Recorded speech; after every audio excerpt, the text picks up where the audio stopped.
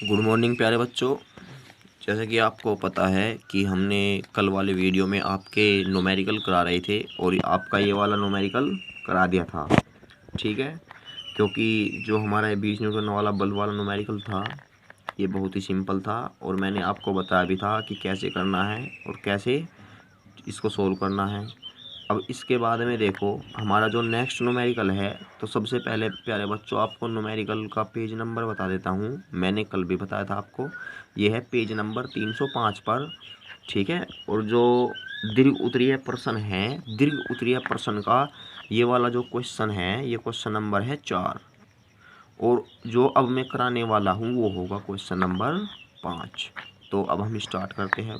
ठीक है, तो क्वेश्चन नंबर 5 क्या है हमारा, देखो प्यारे बच्चों, ये है कि किसी वस्तु का द्रव्यमान, किसी वस्तु का द्रव्यमान 40 किलोग्राम है। ठीक है, फिर है कि ग्रह की सतह पर उस वस्तु का भार ज्ञात कीजिए। ठीक है, जिसका द्रव्यमान पृथ्वी के द्रव्यमान से 2 गुना तथा त्रिज्या पृथ्वी की त्रिज्या से 4 गुनी है। तो प्यारे बच्चों सबसे पहले इस न्यूमेरिकल को सोल्व करने के लिए देखो प्यारे बच्चों क्या है, इसने दिया है कि m बराबर कितना है 40 किलोग्राम किसी वस्तु का। ठीक है, और दूसरी बात, ग्रह की सतह पर उस वस्तु का भार ज्ञात कीजिए जिसका द्रव्यमान पृथ्वी के द्रव्यमान से दुगना है। हमने ये प्लैनेट मान लिया और प्लैनेट का तो द्रव्यमान है वो पृथ्वी के द्रव्यमान का क्या है, दुगना है। ठीक है, हो गया ये, पृथ्वी के द्रव्यमान से 2 गुना तथा त्रिज्या पृथ्वी की त्रिज्या से 4 गुनी। हमने जो प्लैनेट की रेडियस है वो पृथ्वी की त्रिज्या कितनी गुनी है, 4 गुनी। ठीक है प्यारे बच्चों, अब सबसे पहले देखो इसमें कौन सा सूत्र लगेगा, क्योंकि देखो जो भार होता है, भार बराबर होता है mg, और यदि हमें g की वैल्यू मिल जाती है तो क्या है, हम इसको सोल्व कर देते हैं। तो सबसे पहले इसको सोल्व करने के लिए हमें क्या चाहिए, एक सूत्र है होता है हमारे पास g तथा स्मॉल g तथा कैपिटल G में संबंध। मैंने संबंध कराया था कि संबंध क्या था हमारे पास, g बराबर gm अपॉन RE का स्क्वायर। ये तो होगा मान लिया हमने पृथ्वी के लिए। ठीक है, अब जो ग्रह है, ग्रह के लिए हमने मान लिया हमारा जो गुरुत्वीय त्वरण है वो g डैश है। अब ये g डैश बराबर क्या होगा g, लेकिन m पृथ्वी के द्रव्यमान का कितना है, 2 गुना, और जो त्रिज्या है पृथ्वी की कितनी है, 4 गुनी। इसका क्या हो जाएगा, स्क्वायर। तो यहाँ से GME अपॉन, देखो 2 तो ये है और 4 ये है, 4 चौक 16, जब 2 को 16 से काटे जाएगा तो कितना बचेगा हमारा ये 8 RE का स्क्वायर। समीकरण क्या आ गई, 2। हमने क्या किया कि जो हमारी समीकरण है, समीकरण 2 को भाग दे दिया 1 से। ये बताओ जब भाग देने पर क्या बचेगा, g डैश बचे g, और यहाँ से एम से एम खत्म, मतलब GME से GME खत्म, R स्क्वायर से R स्क्वायर खत्म। तो यहाँ पे क्या बचेगा, 1/8 बचेगा। ठीक है प्यारे बच्चों, सोल्व करके देख लेना। तो यहाँ से जो हमारा क्या g डैश बराबर है कितना आएगा, g/8। तो प्यारे बच्चों आई होप आपको समझ में आ गया होगा। ठीक है, अब इसके बाद में देखो तब क्या पूछा है हमसे इस कंडीशन में, जब g की वैल्यू इतनी हो जाती है वस्तु का भार, तो वस्तु का भार क्या हो जाएगा, mg डैश। m दिया है हमें कितना, 40 ही तो दिया है। ठीक है, m की वैल्यू, क्योंकि मैंने लिखवाई थी m की वैल्यू कितनी है 40 गुना, और g की वैल्यू कितनी है g/8, तो 8 पंजे 40, और g की वैल्यू कितनी होती है 9.8। जब हम 9.8 की 5 में मल्टीप्लाई करते हैं तो कितना आता है हमारे पास 49 न्यूटन। ठीक है प्यारे बच्चों, समझ गए होंगे। क्योंकि जब भी देखो ये त्रिज्या रेडियस वगैरह वगैरह दुगनी तिगनी करता है और भार पूछता है, तो आपको जी में संबंध वाला सूत्र लगाना है। सूत्र लगाने के बाद ठीक है, आपको जो जो डबल कर रहा है वो निकाल लेना है। देखो ये डबल वबल करने का मतलब है कि जी का मान वहाँ पर कितना हो जाएगा, क्योंकि हमें जी के मान में परिवर्तन निकालना है। ठीक है, तो आई होप प्यारे बच्चों आपको ये समझ में आ गया होगा। तो अब हम चलते हैं अपने नेक्स्ट न्यूमेरिकल पर। न्यूमेरिकल क्या है हमारा, क्वेश्चन नंबर 6। ये क्या है कि उपग्रह में रखे, अब हम इसको भी सोल्व करते हैं प्यारे बच्चों। क्या है कि उपग्रह में रखे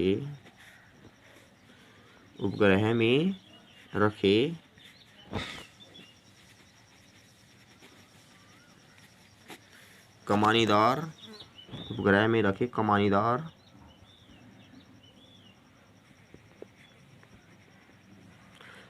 तुला से किसी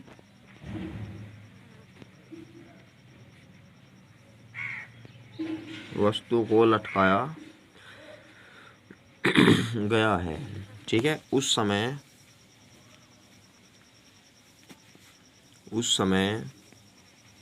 तुला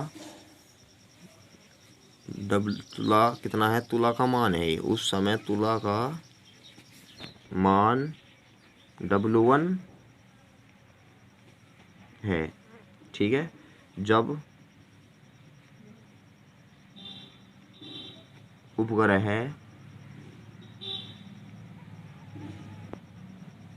R त्रिज्या वाली, ठीक है, कक्षा में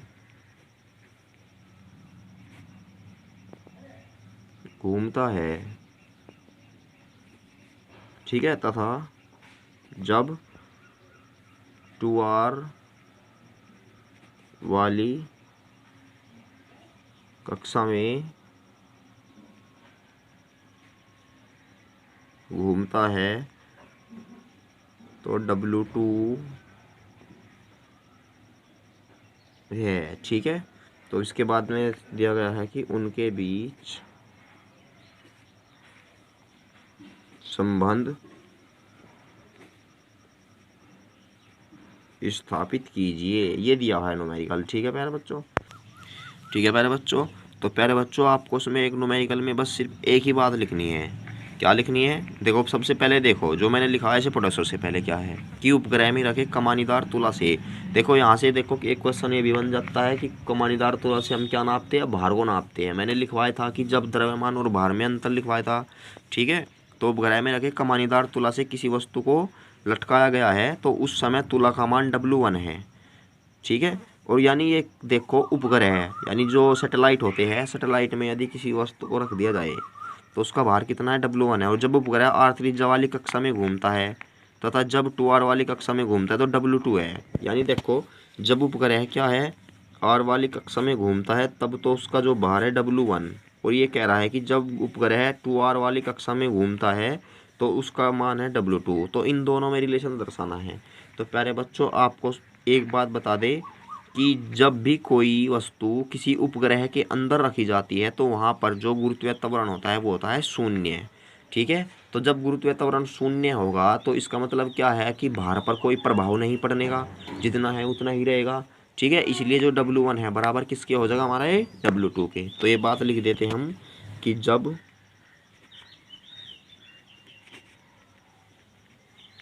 कोई उपग्रह है, ठीक है, क्या है, जब कोई उपग्रह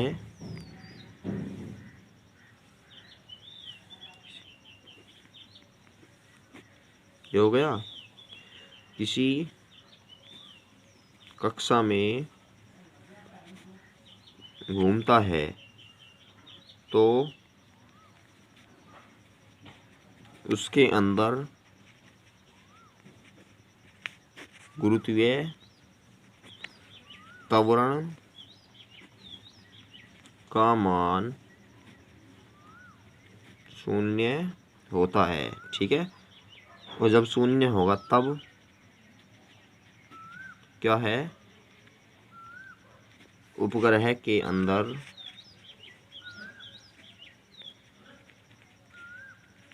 भार में कोई परिवर्तन नहीं होगा, यानी W1 बराबर क्या होगा, ये W2। बस इतनी बात लिखनी है और न्यूमेरिकल हो जाएगा हमारा ख़त्म। तो आई होप प्यारे बच्चों आपको समझ में आ गया होगा। तो अब हम चलते हैं नेक्स्ट न्यूमेरिकल कि नेक्स्ट न्यूमेरिकल क्या है। देखो प्यारे बच्चों, आपको न्यूमेरिकल ज़्यादा से ज़्यादा क्यों कराए जा रहे हैं फ़िलहाल, क्योंकि 10th में आपको आपके जो बोर्ड एग्ज़ाम है उसमें न्यूमेरिकल भी आते हैं, ठीक है, जिससे आपको पता लगे कि कैसे सोल्व किया जाता है और ये डिपेंड करता है कि आप कैसे मेहनत करते हैं। तो अब हम चलते हैं अपने नेक्स्ट न्यूमेरिकल पर, ठीक है प्यारे बच्चों। क्या है हमारा ये, अब देखो प्यारे बच्चों, जो तुम्हारा ये क्वेश्चन नंबर 7 है, इसमें क्या है, इसमें उसका 11th वाला पार्ट लगता है। तो इसको यहाँ पे मैं छोड़ने जा रहा हूँ क्योंकि इसमें एक फॉर्मूला 11th का लगेगा, ठीक है, क्योंकि ये सिंपल वे से भी हो जाता, बट इसमें जो फ़िलहाल है क्या है, 11th का फॉर्मूला लगने के कारण इसको छोड़ देते हैं, ठीक है। तो क्वेश्चन नंबर रखते हैं 8 पर। क्वेश्चन नंबर 8 क्या है, देखो ये है कि पृथ्वी की, ठीक है, पृथ्वी की सतह पर वस्तु का भार 90 किलोग्राम है, ठीक है। फिर कहा गया है कि मंगल की सतह पर इसी वस्तु का भार ज्ञात कीजिए, ठीक है। फिर कहा गया है कि मंगल का द्रव्यमान 1/9 तथा त्रिज्या पृथ्वी की आधी है। तो प्यारे बच्चों, सबसे पहले देखो सॉल्यूशन करते हैं हम, ठीक है। यानी पृथ्वी की सतह पर जो वस्तु का भार है हमारा कितना दे दिया, वो W1 बराबर दे दिया हमें 90 किलोग्राम। 90 किलोग्राम इसका मतलब है इसने भार ही तो दिया हमें, ठीक है। तो इसके बाद हमें देखो किलोग्राम भार कहते हैं,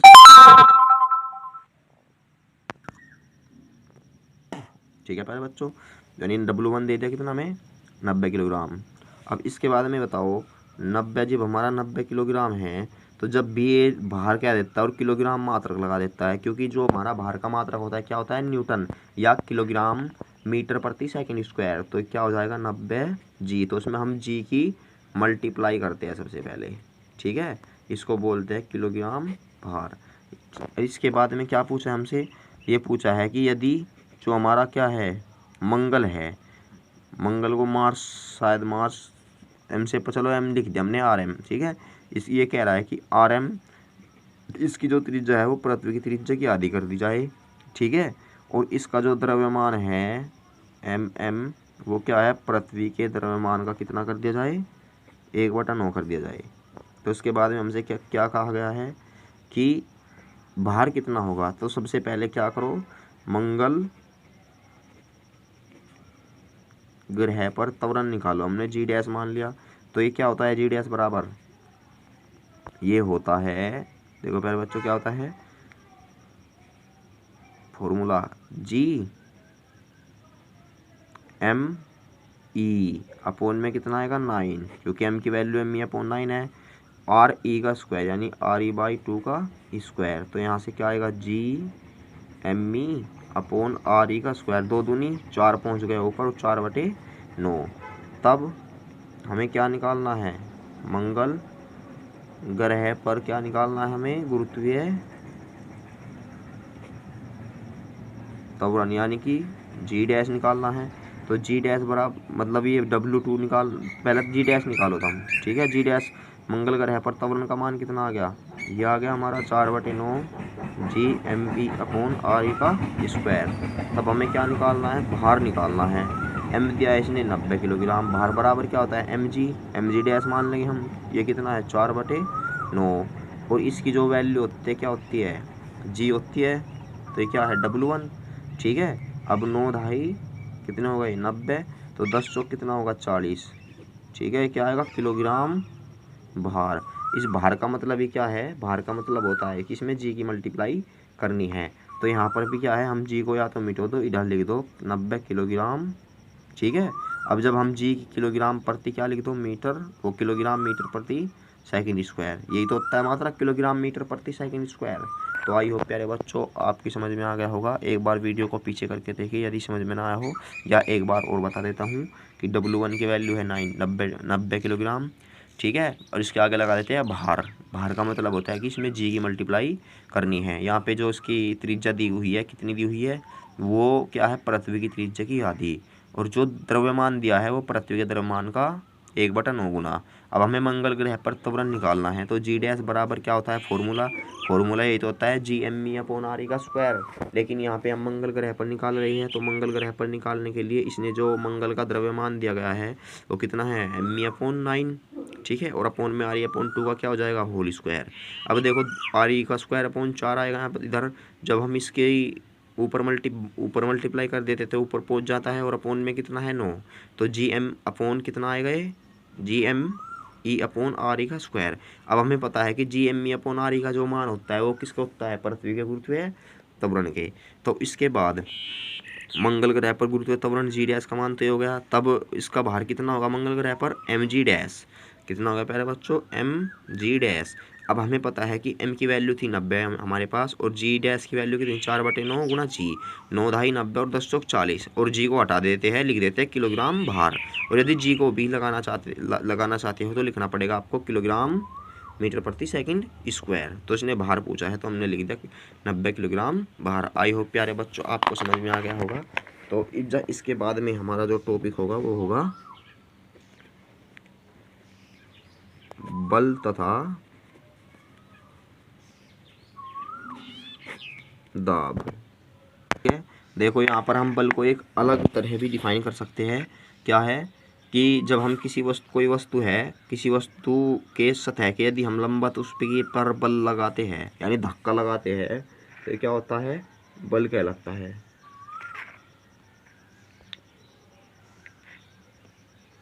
ठीक है, और इस बल को क्या कहते हैं हम प्रणोद भी कहते हैं। तो क्या लिखेंगे हम कि किसी वस्तु पर इसकी सतह के लंबवत दिशा में लगाया गया बल, देखो इसे बल को प्रणोद भी कहते हैं, यानी प्रणोद कहलाता है। ठीक है प्यारे बच्चों, और ये है क्या है, एक मैंने बताई थी, यह है एक सदिश राशि है। ठीक है, और जो कि जिसका मान कितना होता है वस्तु के भार के बराबर होता है। तो प्यारे बच्चों समझ गए सभी। तो इसके बाद में देखो क्या है, इसके बाद में है दाब। ठीक है, दाब क्या होता है, देखो सबसे पहले देखो ये हमारे पास क्या है, कोई सरफेस है और किसी पृष्ठ पर क्या है एक क्षेत्रफल है A बराबर 1 मीटर स्क्वायर, यानी एकांक क्षेत्रफल है, और इस पे जितना भी बल लगता है ये बल ही क्या कहलाता है हमारा दाब कहलाता है प्यारे बच्चों। यानी कि क्या लिखेंगे हम दाब मान कि किसी पृष्ठ के, कोई पृष्ठ हो गया, पृष्ठ के एकांक क्षेत्रफल पर लगने वाला बल क्या कहलाता है दाब कहलाता है। ठीक है, और इसे देखो प्यारे बच्चों P से प्रदर्शित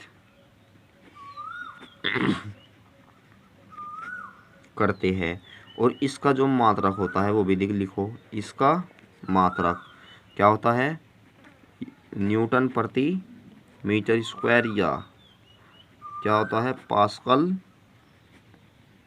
होता है।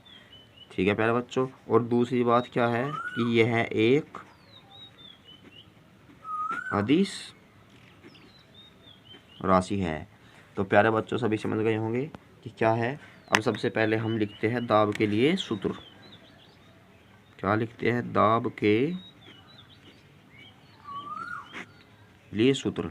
अब जब हम दाब के लिए सूत्र लिखते हैं तो अब जब हमें देखो सबसे पहले जो हमारा क्या है, चूंकि जो हमारी क्या ना ये होता है बल, ये दाब होता है, दाब अनुक्रमानुपाती होता है क्षेत्रफल के। ठीक है, यानी जो हमारा दाब होता है ये क्या है, वो व्युत्क्रमानुपाती तो होता है क्षेत्रफल के और अनुक्रमानुपाती होता है एफ के। ठीक है, अब इसके बाद में क्या होता है, समीकरण हमने मान ली 1 और समीकरण मान ली 2। लेकिन क्या करते हैं हम कि जो हमारी दाब है, दाब की परिभाषा से जो हमारी क्या है, दाब बराबर होता है, हिंदी में लिख देते हैं बराबर, दाब बराबर होता है, ये क्या होता है, ये होता है बल बटे क्षेत्रफल। यानी देखो इनके न्यूमेरिकल आएंगे प्यारे बच्चों की पी अनुक्रमानुपाती 1/a के और पी अनुक्रमानुपाती एफ के। तो यहाँ से जो दाब बराबर आएगा कितना, बल बटे क्षेत्रफल, यानी कि पी बराबर बल को एफ से प्रदर्शित करते हैं और क्षेत्रफल को ए पर। देखो उस पर न्यूमेरिकल बनेंगे पी बराबर एफ अपॉन ए। और हमेशा जो ये लगने वाला बल है, ये लगने वाले बल की जो दिशा होती है हमेशा क्या होती है, पृष्ठ के लंबवत होती है। तो आई होप प्यारे बच्चों आपको ये समझ में आ गया होगा। तो मिलते हैं हम अपनी नेक्स्ट वीडियो में। ठीक है प्यारे